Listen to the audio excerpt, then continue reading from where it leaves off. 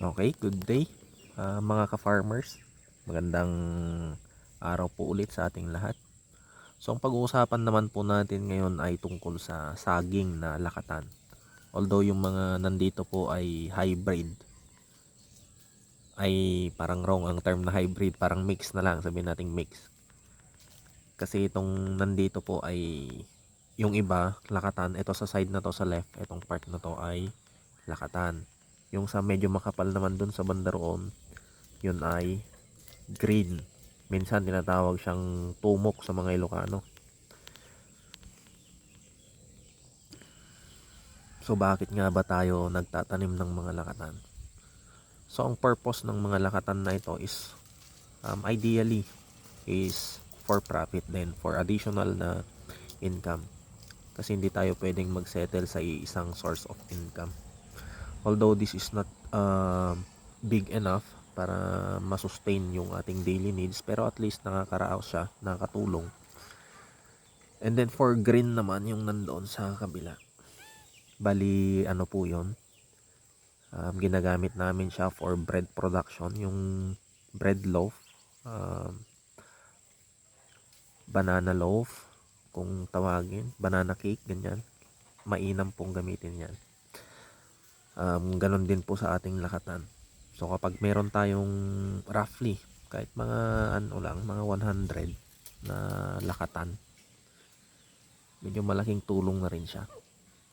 Kasi kapag maganda yung bunga, for example, yung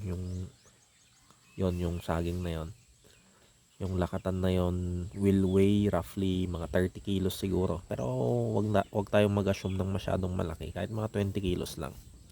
And then mabebenta natin ng 50 pesos. Pero kahit na babaan natin yung ating estimate, kahit mga 40 pesos lang. Kapag nagtitimbang ang saging ng mga 30 kilos, pero kahit sabihin natin 20 kilos lang, mabebenta natin ng 30 to 40. So that will give you an income of 600 per puno ng lakatan. So kung meron tayong 100, that will be 60,000 in a year. Pero ano lang siya, 100 pieces lang.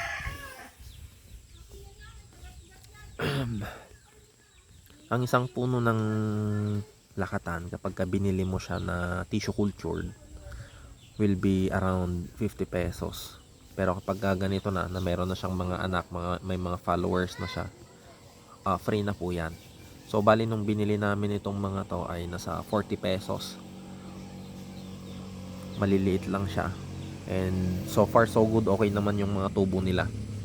Sa ngayon ay nasa 6 months to 7 months na tong mga to. Hindi sila naabonohan ng synthetic. Bali ang ginagamit lang namin ay yung mga organic compound na nakukuha lang din dito sa tabi-tabi ng bahay.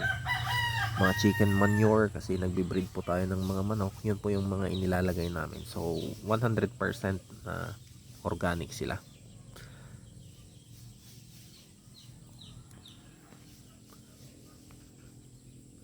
And then pagka sa mga susunod na linggo, update po tayo.